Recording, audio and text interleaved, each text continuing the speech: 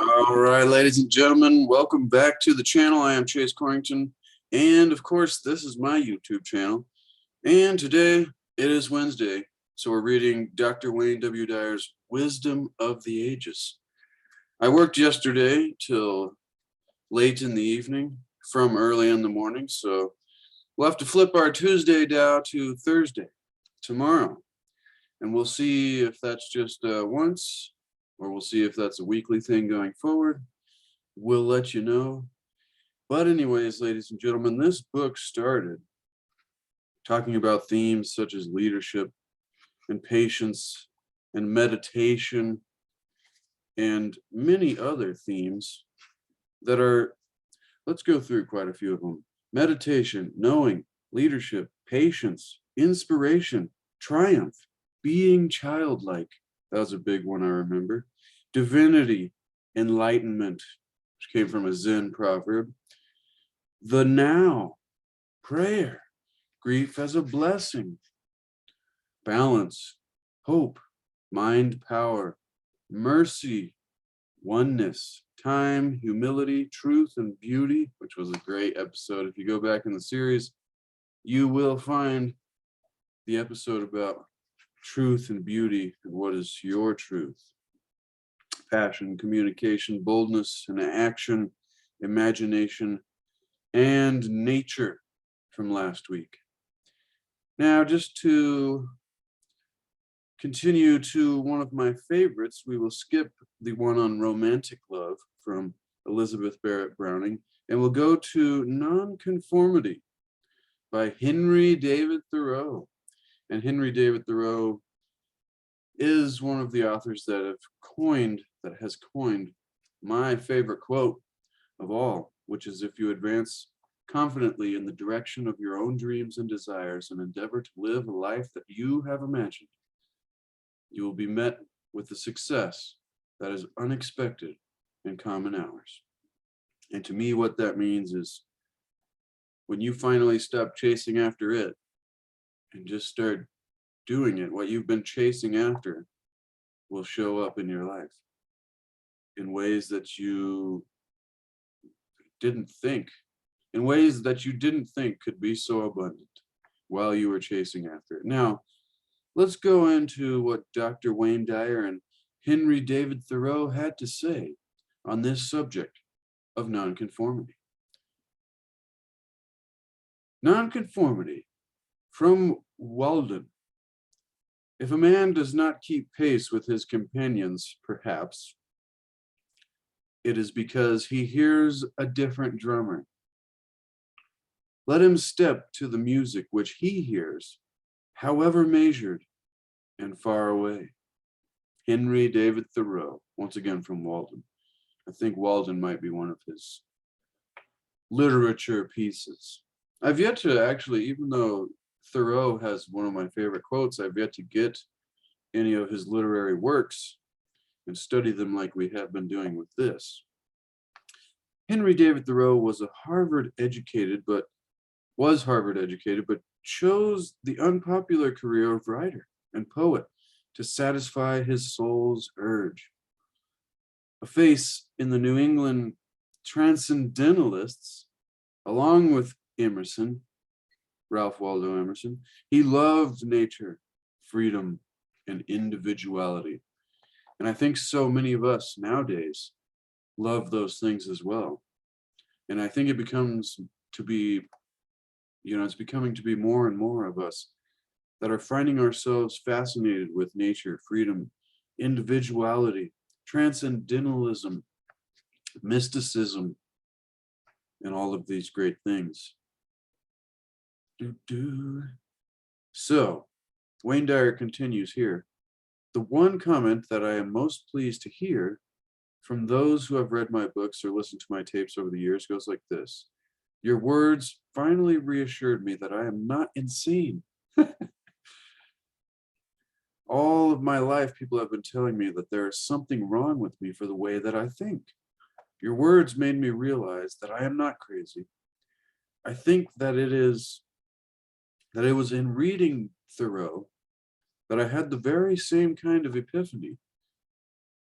I think he's referring to this little piece taken from Walden, to where it talks about keeping pace with a different drummer than others, walking to your own drummer. I've often imagined myself in the shoes of Thoreau, living simply and deliberately in the woods, being self-sufficient and writing down what I felt most deeply in my soul. But more than writing it down, the idea of living these ideas, regardless of how others perceived me or reacted, seemed somehow noble. Within each of us, there is a voice that whispers, take the risks, pursue your dreams, live life to the fullest. As long as you're not hurting anyone else, why not? Then, outside us, there is voices that scream, don't be a fool, you're going to fail, be like everyone else. If you do what you want, you're being selfish and hurting others. Which is, it's one of these things that we battle with so often, something that I battled with. When I tried to go selling paintings full time, it was quite a risk. But I was met with, I wasn't met with success, but what I was met with was a lot of great learning opportunities that advanced me forward in my life and to where I am now. And I'm continuing to grow and continuing to go. Keep going and you'll keep growing, ladies and gentlemen. So, just one moment. So, these loud, incessant dictates of our companions urge us to keep up with them and threaten to ostracize us when we fail to do so. And I think that plays on our subconscious survival programming that, so many hundreds, if not thousands of years ago, when we were ostracized or when we were kicked out of the community or the tribe or the village or whatever it is, we were practically dead, or we were doomed to self-survival out in the wild without any help of the tribe. And so subconsciously, when we become ostracized by the others around us, our subconscious screams, what are you doing? You're going to die. When nowadays, there's not really any tigers out there for most of us. I mean, for some of us, there might be tigers out there, but a lot of us will be at work in modern day society and we're stressed out and our subconscious feels like there's tigers. And so this is the new saying that I've coined for when you're stressed out or when you're, anxious, full of anxiety, you don't feel comfortable. Take 3 deep breaths while at the same time saying and reaffirming to yourself that there's no tigers. And look around and make sure, be like, there is no tigers and I'm safe. There's no tigers, ladies and gentlemen. All right, let's continue. I have observed, Wayne Dyer continues, that society in general always seems to honor its living conformists and its dead troublemakers. All those who have ever made a difference in any profession have listened to the music they hear and proceeded independent of the opinions of others. For doing so, they're labeled troublemakers, incorrigibles, even misfits, yet they become highly respected after death. This applies to Henry David Thoreau, who was vilified for his position in his essay on the necessity of civil disobedience, and jailed for refusing to obey what he considered absurd rulings. Yet today he is required reading in virtually all high schools and universities. I wish it was required reading for me when I was in high school, or maybe I wasn't even showing up to class.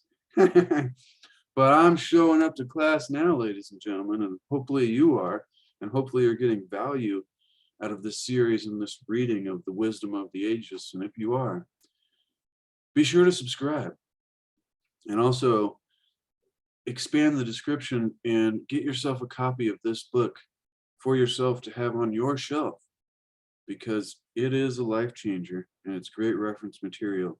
whenever you're feeling like you need a pick-me-up. Now, the beat that you hear within yourself is your connection to your soul's purpose. It will continue to plague you when you ignore it or suppress it in an attempt to conform with society. Those who implore you to march to the beat they hear are often well-intentioned and coming from a position of love for you. They'll tell you, I only have your very best interest in mind. And other things like, I'm the voice of experience. You'll be sorry if you don't follow my advice. You listen and you try so hard to be just like everybody wants you to be, yet that nagging drumbeat that no one else seems to hear faintly thumps in the farthest reaches of your awareness, ladies and gentlemen. If you continue to ignore it, you will live a life of frustration. You may even learn to suffer in comfort, which is the very best you'll be able to achieve if you decide that that is what you want to do. And something that stands out to me so much in life is it's funny how people defend their misery. You're like, people will say, well, I just want to do this, but I can't do this because this and that. And you say, well, why don't you try it? And they'll defend their misery. They'll be like, well, no, I have to do this and that, and this is why. And you're like, well, why don't you just stop doing what is making you miserable? And they say, no, I have to. It's funny. It's a weird trait of us, at least seems like all of us, that we tend to defend the things that we don't like that are going on in our lives when somebody tells us to march to the beat of a different drummer. And then we learn to suffer in quote unquote comfort. What I think happens is when we don't address the things that are things that we don't want to be doing in life, over time, resentment builds and frustration and anger and suffering in trying to find comfort in the suffering. Not that finding comfort in suffering is a bad thing, but it's like we just give in and we don't try to make the changes that are necessary that lead to great things. Sometimes it's a conversation we're afraid of having with someone because we know that they'll be upset about the conversation in the moment. And so we go ahead and don't have it and suffer through long-term resentment, which eventually is a lot worse than short-term disagreement from a conversation. I just thought that was important to mention. Now,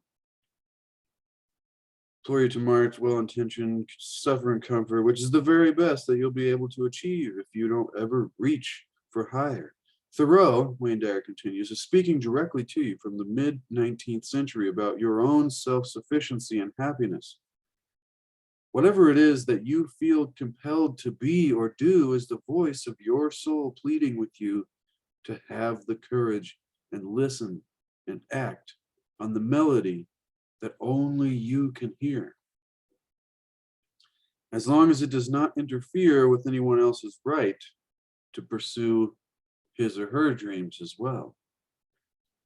And so it is with those around you who are also hearing a drum beat that is foreign to you.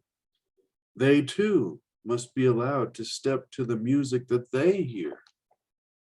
And even though it may sound strident and off key to you or to us, if everyone marched to the same music and no one ever strayed from that conformity, we would all still be living in caves and preparing the same old recipe. Take one whole buffalo, skin it, burn it, devour it.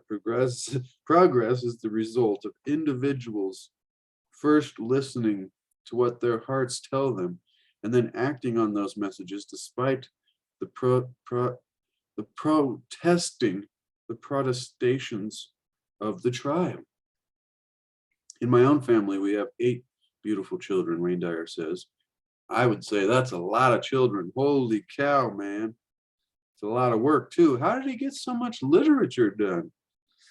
Wouldn't it be nice if they all attended to my lectures and decided to pursue my interests and then took up my causes after I leave this world? But my wife and I both know better, Wayne Dyer says. Some of the children couldn't care less about my passion, and others cannot seem to get enough of it. Some want only to ride horses, and others only to sing and to perform. One child loves economics and accounting, ugh, he says, and another advertising and skiing. They all hear their own drumbeat, and in some cases is definitely far away from what I hear. I must honor their instincts and their choices and merely guide them out of harm's way until they can be their own guides. Wow. I haven't heard that saying in a long time. It was an old Jeff Doherty saying. It's be your own guide. Be your own guru. Be your own master. Guide your own spirit. Master your own ascension. And be your own guru, ladies and gentlemen. That was a great saying. I always loved that one. Be your own guide. Master your own ascension. I've always marched to my own drumbeat. Most frequently, it was inconsistent not only with my own immediate family, but with my culture as well.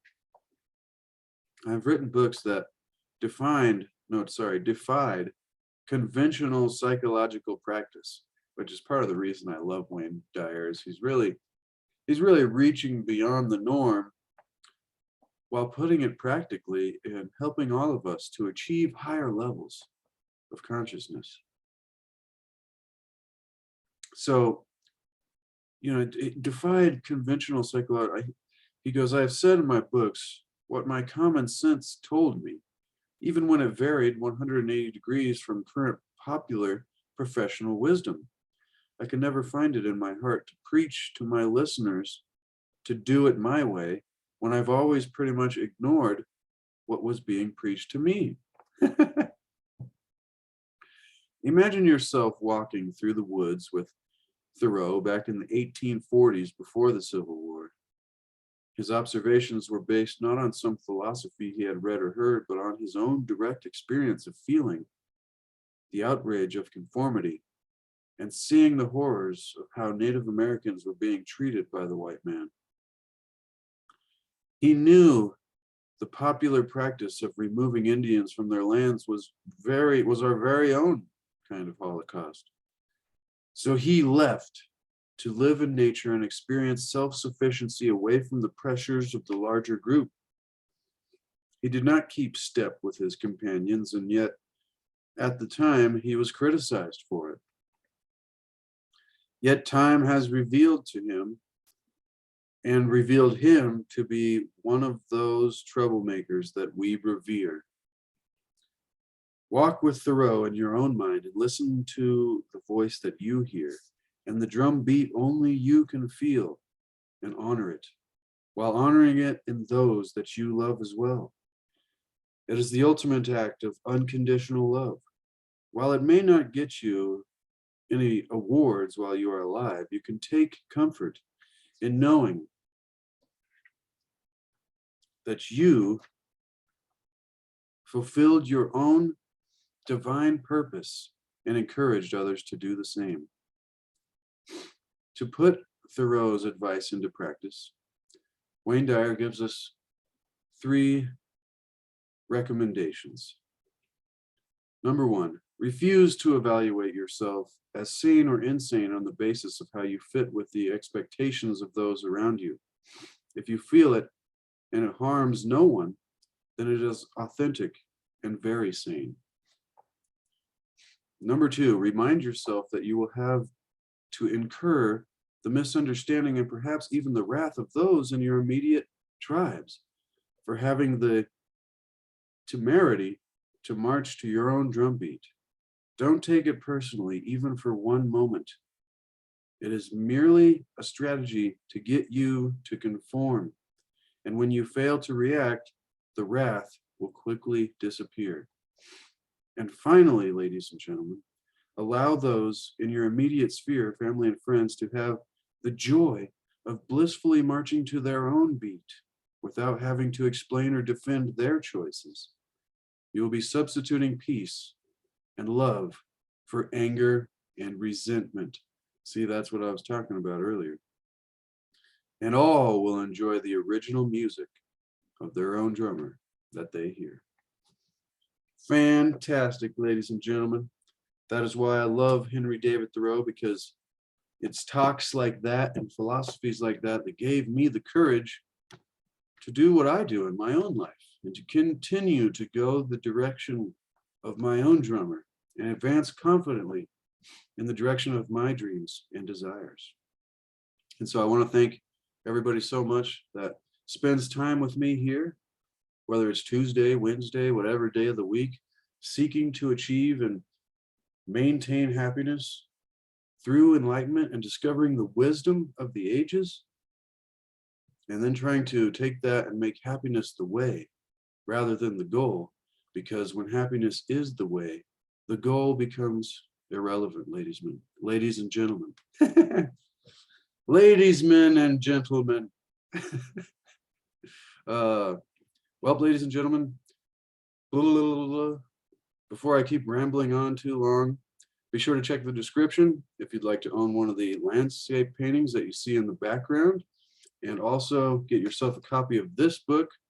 And I'll be back tomorrow with Thursday Tao this week, because yesterday we were a little bit busy, but that's fine. All right, thank you so much, ladies and gentlemen. I love you all, and we'll be back in the future.